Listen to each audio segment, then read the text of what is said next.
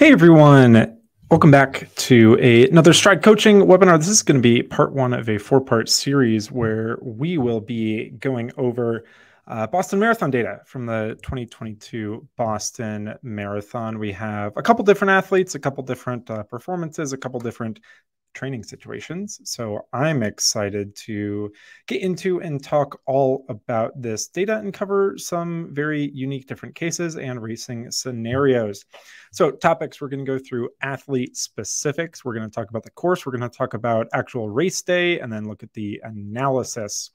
So for this first athlete, they're a male athlete training in Boulder, Colorado, a current critical power heading into race day of 342 watts, which for them is 5.17 watts per kilogram. They had a couple contributing performances from races at sea level, but then also some efforts at altitude. So sort of a mixed bag there in terms of different activities contributing to that critical power. They ran one tune-up race. This was on I believe March 20th, so about a month out from Boston. Boston in 2022 was on April 18th, so March 20th, about a month out. This half marathon was a good, solid effort over a pretty rolling course. This was half marathon in New York City, so we can see some bridges there. We can see that the athlete did a pretty good job at holding right under that critical power for the majority of the race and still having a pretty strong finish. The average wattage for this race was 335 watts, and they averaged 529 per mile. Pretty relatively normal air power with some strong gusts was what I recall from talking to this athlete about this race. But a tune-up race, a half marathon about a month out from the Boston Marathon. Let's take a look at some of the athlete specifics for training load. So this is their 90 days before race day, their RSS, their running stress score for each day. They had a 42-day average or a chronic training load high of 54 RSS. So that was their highest 42-day rolling weighted average.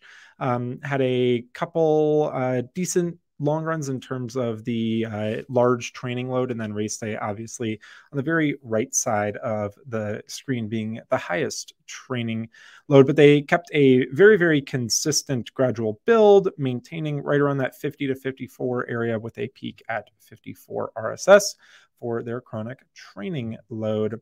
In terms of mileage, I believe the average was somewhere in the high 70s, low 80s for mileage, with some peaks in the upper 90s, right at about 100 miles a week.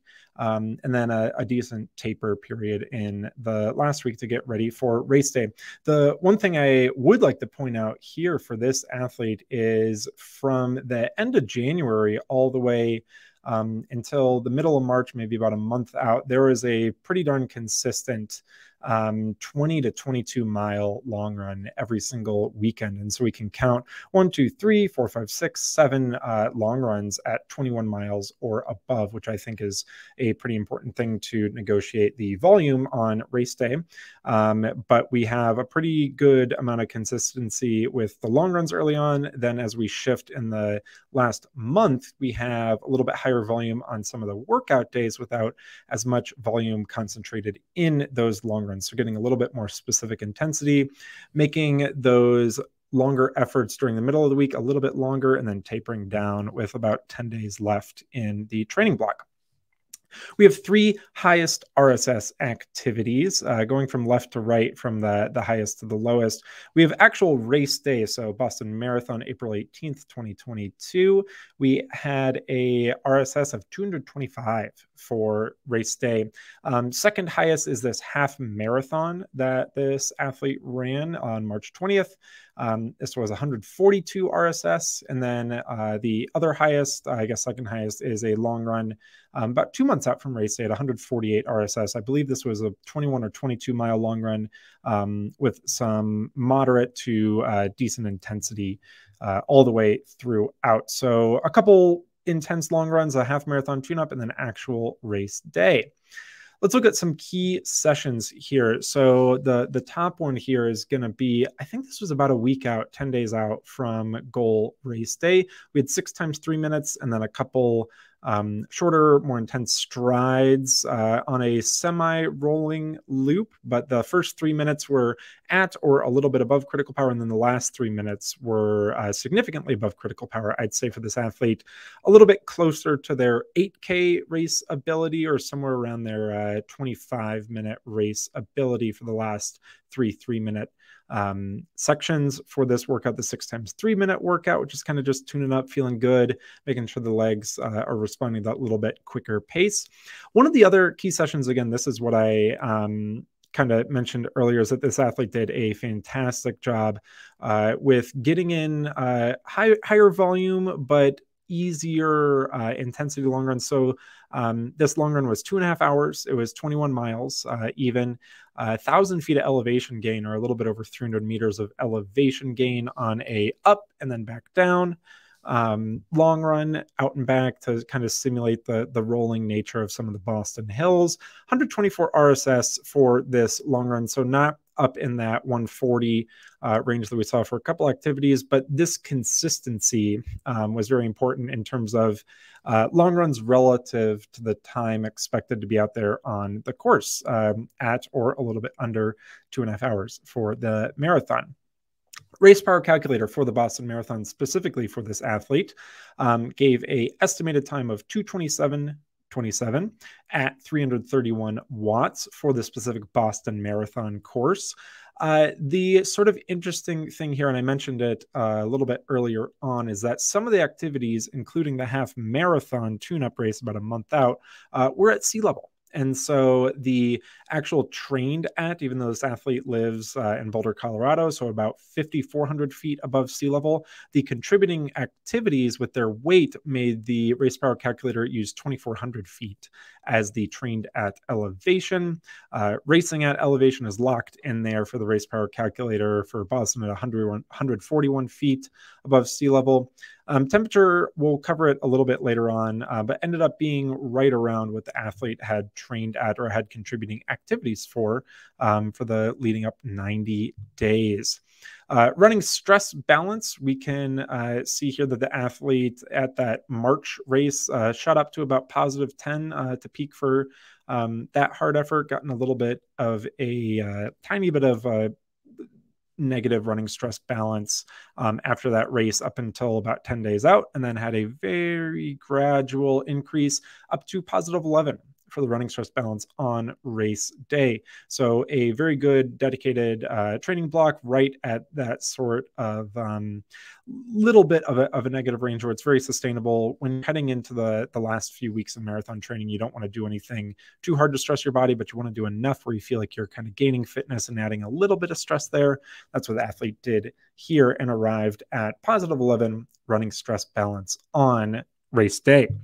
The course. So a lot of people are familiar with the Boston Marathon course. It's a point-to-point course starting in Hopkinton and running all the way down through some of the famous New England towns into downtown Boston. We have a net drop in elevation by a few hundred feet, and the course really is famous for the heartbreaking rolling hills later in the race. So what about the course makes it super special? Well, we have this pretty big, large downhill for the first 4 miles, or about first 6 to 6.5 kilometers. We have a relatively flat section with a little bit of rolling hills over the next 10 to 12 miles. Then we have a few distinct short, relatively short uphills, but at a significant grade later in the race. Then we have a good downhill with some punchy little rolling hills as we go through some little like highway segments and as we make our way back down into Boston. So course is very, very unique. Again, first 4 miles here, we can see that it starts with a very, very sharp drop, the first half mile to first kilometer. And we have a little bit more gradual, some few punchy uphills that kind of tend to spike people's power really early in the race, but a very significant net downhill in the first 4 miles or first 6 to 6.5 kilometers. Then again, yeah, we have the heartbreaking hills. So we have 1, 2, 3, 4 pretty significant hills. And then we have pretty much the opposite right on the other side of the Newton Hills. Conditions for this year: a low temperature of 37 degrees Fahrenheit or 3 degrees Celsius, a start temperature of 46 degrees Fahrenheit with 8 degrees Celsius, a high temperature for the day in Boston at 54 degrees or 12 degrees Celsius. So a pretty optimal temperature, all things considered. Humidity 43%, which is pretty tolerable, I'd say, especially for Boston. It can be very, very warm, very, very humid as you're making your way towards the East Coast back down into the city, but we lucked out. It was a little sunny, a little windy. We'll talk about that with some different air power data a little bit later on. So overall stats for this athlete, if we remember, the race power calculator gave them 330 to 331 watts in a perfectly optimal scenario, not accounting for a little bit more headwind. The race power calculator, when you use a wind Stryd with wind capture ability enabled, it will know that you have that device attached to your account, and it will project optimal scenario, you just moving through normal air resistance, so without any headwind. We did have a little bit of a headwind, so typical race times were going to be a little bit slower than what the optimal race projection was going to be. 325 watts, elicited a 228.28 for this athlete. This was a Boston PR, overall PR. For this athlete as well. We'll get into a little bit more specific breakdown, but an average of about 539 per mile. Let's take a look at some of the snapshot here for the different areas that we broke down for the course. And I'm going to pick out a few points that people could maybe kind of latch on to, and maybe if you're going to run Boston in the future, keeping some of these points in mind is a great thing to do. I talked to this athlete before the race. They're one of my training partners here in Boulder. But the goal strategy was to purposely hold back and not try and run goal race power for the first 4 miles, just knowing the extra pounding that would come on the legs and the extra sort of impact that would come with trying to maintain race power, going a little bit faster than the projected race speed is not really worth it, especially in that first 4 miles. And so the intention was to purposely hold back, end up averaging a little bit quicker than what they averaged for the whole race for the first 4 miles, but that power was significantly under by a few percent. The one thing I see in a lot of data, and this from Boston Marathon specifically in this first 4 miles, is that people get rolling with a really good momentum on the downhill, and you don't really realize it, especially early on, the short, really punchy climbs that you have. So we can see a few spikes, counting them: 1, 2, 3, 4, 5, 6, 7 spikes at or above critical power in the first 20 minutes of the race. And this is significant early on. It's not really going to make you feel like you can't finish the marathon right away in the first few miles, but it's taxing the energy system that we don't need to be tapping into. We don't need to be putting that much intensity and work in the first few miles, but it is very difficult to hold back because of the adrenaline, the start line atmosphere. It's the Boston Marathon. It's so cool to be on the start line and be running the historic course,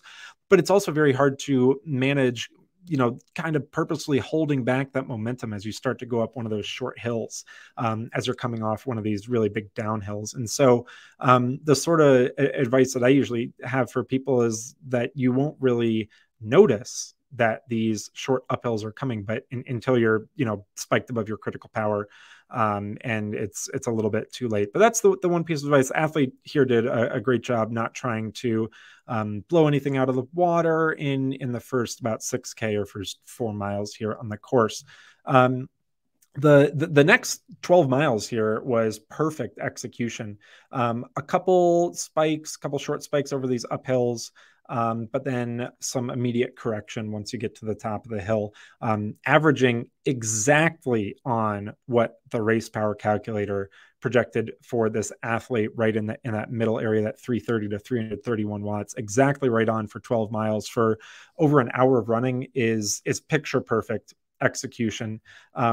echoing the same sort of thing. People maybe don't realize that in the first 16 miles, it is net downhill, but it still features a lot of these really short, punchy climbs. And this can almost be described as burning a match, is a popular term when racing with power, either on the bike or on the run. Just spiking above critical power is just taking away from that ability later on in the race when that fueling becomes super, super important. And those extra spikes, while they might save you a little bit of time on the hills, getting up the hills, it's taking away from some of that energy that you might want a little bit later on in the race. But overall execution, again, for this athlete, race power calculator and all training had pointed towards about 330 being right on for what a goal target would be, and being within 1/3% for that for a 12-mile portion is very, very, very good. Picture perfect pacing, I would say. Let's talk about the Newton Hills now. So when we hit the hills, it's about 4.9 miles. We have a few significant climbs, but the athlete did a fantastic job here at not going above that average power target. Again, 331 for this next section. So that makes about 17 miles in a row after the first 4 miles of downhill that the athlete averaged exactly 331 watts, which is impeccable pacing. It is, yeah, literally perfect pacing. A few spikes above critical power here. It's a little bit harder to spike too hard above once we get to about 16 miles into the race. And so keeping right at that 331 watt average was, again, perfect execution. I would still like to see, most people not spike above critical power at any point during a marathon, but especially these late hills. It might feel good on the first hill, second hill, the third hill. By the time you get there, you say, okay, maybe I need to reel it back in. And then once we get to Heartbreak Hill, this final hill in here, maybe the legs start to feel a little bit more fatigued, a little bit heavier as we're starting to get into the later stages of the race. By the time we got to this point too, the air power had kicked up from 2% up to 5%. And so we started getting a little bit more significant headwind in the race. Now let's talk about the last about 5.5 miles, a little bit under 5.5 miles here. The pace was about the exact same as the previous 5 miles running over the hills. Power a little bit lower, 312 watts. That's just the nature of the later stages of the marathon. We still have about 100 feet of elevation gain over the last 5.5 miles, but they come in the form of all these really, really short, sort of punchy climbs. Again, these really short inclines here. And so we can see that the pace slowed down a little bit, still running well under 6-minute pace, keeping the cadence up. We'll have a full comparison of all these splits coming up in just a little bit, but that headwind is still staying there. A 5% air power in a little bit of headwind as you're coming, downhill now. You don't have that shelter and protection that you might running uphill and having, that grade in the ground kind of shielding some of that wind. You're now fully exposed. And so running a little bit slower, even for the same power. I would still say, dropping about 19 watts, something like that in the last few miles of the marathon after we get past 30K, right up until 35K is still really, really good hanging on in the marathon, especially some of these rallying points up this hill instead of having to stop and walk. You still see some of these late surges, especially as you make the left turn onto Boylston and you start to see that finish line, which I have heard feels very, very far away still as you see it, but really, really good holding on and execution still for this athlete for the last about 5.5 miles here. So this is the last slide. Let's take a look at some of the overall summary here. Again, we had the specific intention of starting a little bit under the goal projection from the race power calculator of about 330 watts. The, again, time projection was 2 hours, 27 minutes, 27 seconds at 330 watts, again, in perfect conditions. We had a little bit of a headwind in the back half of the course, which netted an overall average air power of 4%. We can see that the middle section, the significant section, the majority of the race, those 17, 18 miles in the middle, right at 331 watts is again, picture perfect execution, starting a little bit lower power, enabled that, middle section really to be right on target. The finish, is just something that happens in the marathon, especially at Boston, is a tough course, a hard course. But this athlete managed to hold on very, very well, averaging overall 325 watts, 539 per mile for a 2:28.28, 4% average air power, 188 steps per minute for the average cadence. Ground contact time at 122 milliseconds on average is pretty standard, I'd say, for this athlete running at this pace and this intensity. Vertical oscillation was pretty interesting, but pretty normal, I would say, considering the course. For the hills, went a little bit under 7 centimeters on average per step. But then the finish, it is a good motivating thing to see the finishing few miles going at a higher vertical oscillation than the previous hills. What you might see with somebody that is falling apart a little bit is that their stride rate starts to reduce, their ground contact time starts to shoot up a little bit more, that vertical oscillation comes down. The leg spring stiffness for this athlete was super consistent, really just bouncing between 10.0 and 10.1. So they tested some shoes on some long runs, some harder efforts, some faster efforts to find not only what they felt comfortable in, but what the metrics kind of supported their feelings in as well. And so a lot of testing during the training block to find some things that responded well biomechanically for them as well. Something that I might like to see in the future, or a trend I might like to see, is that getting through the hills and through the last 5 miles at Boston, trying to intentionally bring that cadence up a little bit, goes along with hanging on and maybe turning up the effort and increasing the power a little bit. But the cadence does tend to slow down too as you crest Heartbreak Hill, and you kind of take a moment of respite, and you take a little bit of time to rest before trying to crank it down as you run through the Coolidge Corner, and you start to make your way to the sit-go sign with a mile left to go, and you make the last couple turns with the really, really loud crowds. It can get easy. It can be easy to fall into a little lapse of consciousness there, but I like to see that cadence typically come up a little bit in the last stages of the marathon. This athlete did a fantastic job setting a goal target, being within 2% of that, and the time being a little bit slower than expected, just with that headwind. Not everybody can go out there and have a perfect pack of pacers running in front of them. And so dealing with the real world conditions and holding on to that target, even though the headwind starts to kick up a little bit later in the race, was a very, very good thing. This wraps up part 1 of this coaching webinar series. We're going to take a look at 3 more sets of data. And these are athletes that ran a couple different performances, anywhere from 2.5 hours up to 3.5 hours. But a very, very exciting data review.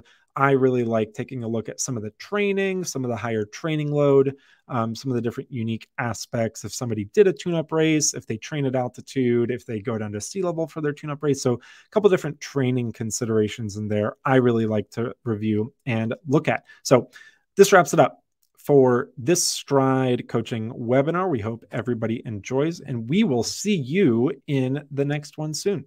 Take care. Bye-bye.